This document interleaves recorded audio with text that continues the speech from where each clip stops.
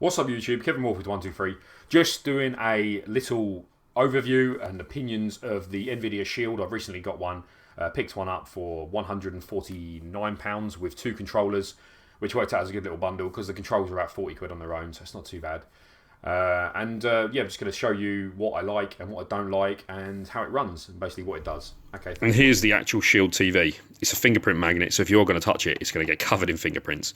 You've got the green LED on the top, which tells you it's on. There's nothing on the front. I think there's an air vent just underneath you can just make out there.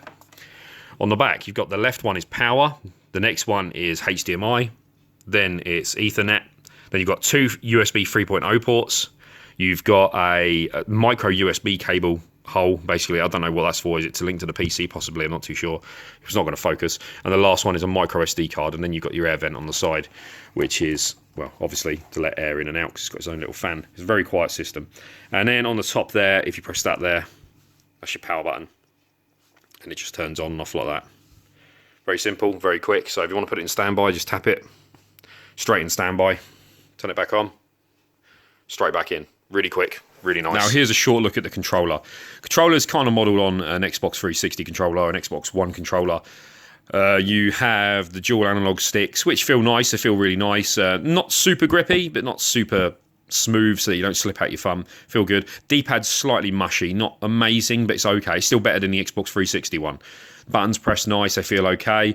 The left button there is for back. The right button there is to press start or play. That's your home button, and the middle button with the Nvidia logo, that's to power it up and power it off and things like that. So you just tap that. On the top, you've got a headphone jack, and you've got a USB port there to charge it. You've also got a touch panel here, which doesn't work. I haven't found out how to get it work. I think they disabled it in the actual system so that you can't use it anymore. I don't know why, but yeah, that used to be a touch panel. You move it around, the mouse goes on the screen, and then click it like that. Also got volume, volume up, volume down. I've disabled that on my my Shield because I just find sometimes you accidentally hit it and you turn the volume up and down and it's annoying and it's not, you know, that useful. You've got the two triggers on the back. They feel okay. They're not the worst triggers I've ever felt, but not the best. Sorry, it's not focusing. Focus. There we go. Not the best triggers in the world, but not the worst. So they're all right. And the bumper buttons are okay. They're not too bad. But yeah, overall, it's quite an ugly controller in my eyes. But yeah, it does the job and it feels okay. And I'm happy to play with it for hours on end without an issue. Charging takes a few hours. I think it's about 3 to 4 hours with mine. I'm not sure if that depends on the plug you use because I'm plugging it in with an Apple charger. That may be a bit slow. It takes a few hours to charge, and it lasts roughly, I'd say, about 10 to 15 hours. Online, someone said it lasts 40 hours. I don't know if that's something else I've read, but they said 40 hours, and I've not got that out of it. It might, because it's on all the time. The moment you use it, it's on. And it's basically on all the time while you're streaming videos, unless you're playing games. It's not getting used. It just sits there. So I suppose, especially with the headphone jack in the top, if you plug the headphones into it, it's probably going to drain the battery a lot quicker. But anyway, that's the controller. Now, here's a quick look at the layout of the actual system. Now, as you install things, they get put in different places like apps and games. The only thing I find which is a slight problem is that some of the gaming apps, so like Game Boy MU, Mega Drive MU, are getting put in apps and not in games. So I don't know if anyone who's watching this can help me put it into the game section if that's possible. But I'm not too bothered because you can always go down to Sideload Launcher, which you can install off the store, and everything appears here. So you can just select it from here, Dreamcast, PlayStation, whatever. The menu is very easy. It's very simple to, up and down. It tells you latest movies and videos and games at the top. There's your streaming part, so your TV for Netflix, your iPlayer. You can add more to that. There's your GeForce Now for your game streaming off the internet, game streaming off your PC, and Shield Games, which is just obviously Shield Games. There's your apps, and you go down, you've got your settings, network settings, Shield accessories, and power. So turn it off, sleep it. Sort out the controls, swap it over to sort of like add Bluetooth controls, things like that. There's your network settings, and then basic settings. I'm not going to go into settings because there's quite a bit in there, but there's plenty to play around with. But the other thing is, obviously, it's a media streamer. So if you need to, I say you need to add Kodi, because Kodi is really incredible. It's such a good app, and it allows you to stream. Well, there you go, it's me streaming Game of Thrones. But yeah, you've got your own builds. But if you see one of these, let me just shut up a minute. If you see these on eBay, don't pay £250. Do not pay the premium because someone's got a build installed. You can do it yourself. You just download the Fusion application, and then just go into the wizard launcher thing and basically install everything with one click of a button, and it will install all this. So you've got music, movies, games, videos, programs, you've got everything. You name it, it's on there. There you go, men's area. There you go. If you're watching this Monkey Spaz, that's for you. And yeah, you've got everything, Sky Sports and stuff like that. Everything's pretty simple to use. You just click it, and with the Shield, it's really powerful, so it's really fast and loads really quickly and plays really quickly and smooth. So it works well. You can even play 4K videos in 60 frames per second, so that's a bonus feature. Anyway, that's it for this part. Okay, another feature is Game Stream, which is exactly what it sounds like. You stream your game, but this time it's from a PC. So you have your PC running. This is the thing, you need your PC running to actually stream the game. So for instance, if you've got the PC in a special office somewhere upstairs and you've got your TV downstairs with your Shield TV underneath, you can then stream the same game in full 1080p. I don't know if it does 4K, I'm not too sure, but it does 1080p at full speed, 60 frames per second, and I'm actually filming it on my phone because I did in-game capture, but the in-game capture feature only captures at about 30 frames per second, so it looks really laggy. So if I just spin around, you see how smooth it is, and it just plays exactly as if you're playing it on the TV. It moves exactly the same time. So that's the PC running it. It will run on the PC at the same time. I don't know why. I don't know if you can disable it on the actual screen, but it seems to run exactly at the same time. So you don't need the monitor on. But the moment you do it, the audio stops from the PC and comes out of the TV. So, and this is just BioShock 2 running. I've tried other games. They all work flawlessly. If you don't own a Steam game, you can still link things to Steam and run it through Steam yourself. So you can add the extra games to it. But that's one other feature. Okay, what we have here is the GeForce Now service, which is like a subscription service. You pay monthly, and the dog's crying. You pay monthly for a subscription. It allows you access to a certain amount of PC games. And these PC games, as you can see, are running in 60 frames per second on ultra settings. So it's really smooth. I don't know if the titles update every month. I'm not too sure on that. But there's quite a few titles. I think there's about 30, 40 titles. But, I mean, if you've got a PC already, you know, it's probably not worth having. But if you want access to a few PC games that are, you know, a bit cheaper, it's all right. But the actual console comes at the moment with 3 months free GeForce Now. The dog, he's here. You going to stop whining? No, he'll stop when I point the camera at him. But yeah, the console comes with 3 months free GeForce Now, so I'm testing it out. So basically I signed up for it, put my credit card details in, cancelled it straight away, so I got 3 months to try it without worrying about it refreshing, because I don't really want to pay it. I'm not too sure on the price of the monthly cost. I think it was like $7 a month or something, so I don't know what that is in pounds, I'm not too sure, but that's what I read online. But yeah, as you can see, it's running super smooth. Excuse the lines going down the TV, that's just a refresh. But the missus is playing it at the moment. She's been on it for how many hours? Oh, how many hours you've been playing it for? So total, quite a few, isn't it? And there's been no hiccups. It's been crystal clear, super smooth all the time. I think it depends on your network as well. So if you've obviously got a cheap network or you're in an area that's got a low speed, then it's going to affect it, and you'll get, I think what happens is you get a little bar come up in the corner here. It's like a wireless signal bar, like basically a wireless signal bar, and it will move down telling you that you're losing connection, and then the picture will all go fuzzy and really bad, and maybe even input lag. But if you've got a decent connection and you're in a good area, it should run exactly as if you're playing it on, you know, a high-end console or PC. Okay, and just to show you how the emulation is on this system, this is Sonic Adventure 2 running at 1080p. I've actually got the sides aren't normally like this. I've actually got it set to widescreen, so it tries, on certain games it will give you a full screen, but on most games you'll just get black bars which glitch now and again. But that's just my choice of putting it in. This is running at full speed, 1080p, 60 frames per second, so you get a sort of gist of what sort of power this system's got. It will run PSP games at pretty much full speed, especially games like God of War and things like that that struggle.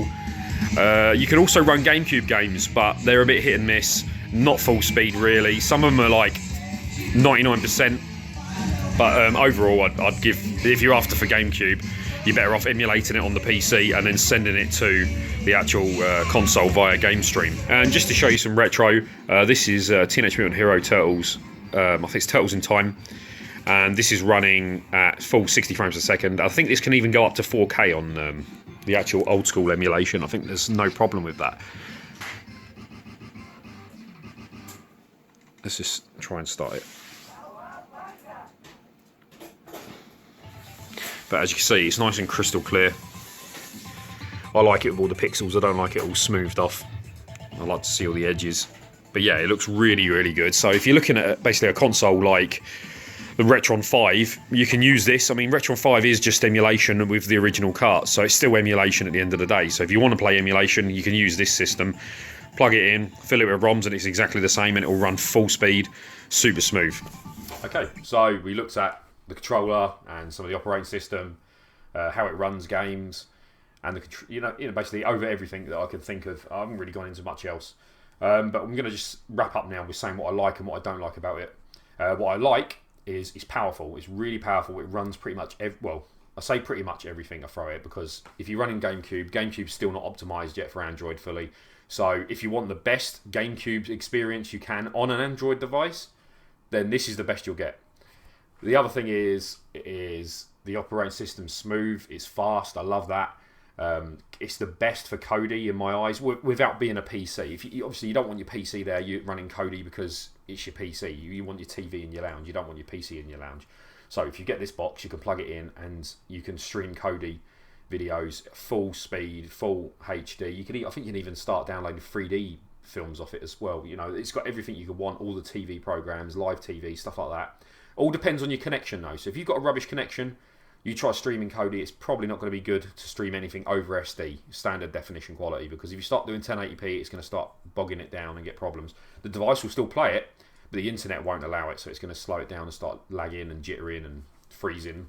Yeah, so basically not ideal if you've got a bad connection. For emulation, if you're into emulation and you want to play it, I mean, another way of doing it cheap is an original Xbox.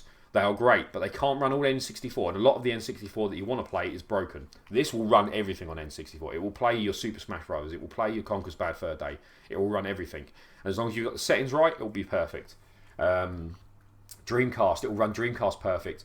The only thing is with Dreamcast, you've got some graphical glitches, not massive ones, like certain things you get textures like on a t-shirt, or textures, not like a whole t-shirt, like tiny little bits, like certain bits on Sonic, certain bits on Power Stone, some of the levels, the shadow's not good, but that gets updated. As soon as the emulator gets updated to fix them problems, it's fine, but it will run them full speed, and it will run it in 1080p. Or I don't know if it will do 4K. I've not tried. See, I don't have a 4K TV, so I can't comment on the 4K section. But on the 1080p side, it will run everything you throw it on that. SNES, of course, you can run everything. NES, Mega Drive, Game Boy, all of that's perfect, so that's flawless if you want to play it. Another thing to take into consideration is input lag. There's no input lag on the system, but if your TV has got a high, what's the word? It's high input, basically. If you've got like a certain amount of input and your TV runs at like 200, I don't know how it goes, sorry, I'm a bit useless on this, 200 hertz, not 200 hertz or whatever, 200 milliseconds, is it, of input lag? Something like that. You're going to have a bad time, but you're going to have a bad time with any console. If you've got 200 milliseconds on your TV, when you're playing Xbox, whatever, you're going to shoot, then it'll shoot. So it's not good. But the device is fine, there's no input lag. Depends on the TV you run it on. My TV's got quite low input lag, so it's not that bad. But if you're playing on some certain TVs that are a bit cheaper, they don't really care about the input lag as much. So you're going to get problems with that. But that's another thing to consider. So if you've got a cheap TV and you plug it in and you're reckoning you're going to play Super Mario World and jump perfectly on every platform, if your TV's got bad input lag, you're going to jump and miss it every time. You're going to have a bad time with that. The controller, as I said in the video before, I love the controller. It's not super good looking. I mean, that's a good looking controller. Xbox One Elite control. When you compare it to that, slightly bigger, slightly taller. I mean, it's good. It's a good controller. I'm happy with it. If I had to play it forever and I knew there was no other controllers like that existed, I'd think this was the best controller out there. But seeing as there's other controllers that look better than it, it's not that great looking. The one I'm going to show you, actually, I would show you, but there it is. This is the Shield Portable. Now this is basically a shield, not as powerful, but a portable one, which is here. And it's based on that, if you see. But this one's, I think, is better looking. I think this is better looking. And I think overall, even the triggers are slightly nicer as well, and the bumper buttons are nicer. So I don't know if they've just saved a bit of money by making the pad slightly cheaper and ditching this style. But I mean, that's another option. If you're looking for emulation on the go and stuff like that, this is really good. I mean, you can't beat it, but I don't think they make it anymore, and I don't think it's cheap. I think it's quite a lot of money. So what else is there to go over? Game streaming, just quickly on that. Game streaming works well. I mean, if you've got a good connection, again, you need a good connection. You can stream any game from your PC and it will run perfect. It will run flawless. If you stream games from the servers, which they provide, that's flawless as well, but it's all depending on your connection. If you've got a really bad connection and it can't cope with it, you're going to get, the graphics won't be 1080p, they'll go straight down to like 480p and look a bit garbled and not perfect. You won't get, I've never had any input problems, any reception problems. It's been flawless. And I haven't been playing it much online. I played a little bit, maybe a half hour, but the missus has played it for like 9 hours on Lego and been flawless for her. And one little feature which is quite cool, which I like as well, is the game capture. It can capture in-game footage. So if you're someone that streams online on Twitch, you can set it to stream on Twitch and play the game and be live on Twitch with games like the SNES and stuff like that, Mega Drive, play all your retro games online. You can also play your modern games, and you can in-game capture as well, so you can record the video, you can record a screenshot, you can set it to record the last 5 minutes. So if you play 5 minutes, you went, oh, that was amazing, I wish I had it, you can click it and just backdate it and record the rest of the footage. Things I don't like, and this is a tricky one because I suppose I've heard rumours basically that the 500 gig model is slightly unreliable, that the hard drive can fail, which is obvious. If you've got a hard drive in it, I don't know if you can upgrade it. I don't think you can upgrade it because it's all sealed in there. But I think when a hard drive fails, you're screwed. So I think the best thing to do is go for the 16 gig onboard memory, upgrade it yourself with a memory stick or a hard drive. Because if that goes wrong, you can always disconnect it and plug another one in and start over. But if the hard drive internally goes on it, and I hear it's quite bad for that. I hear it's bad.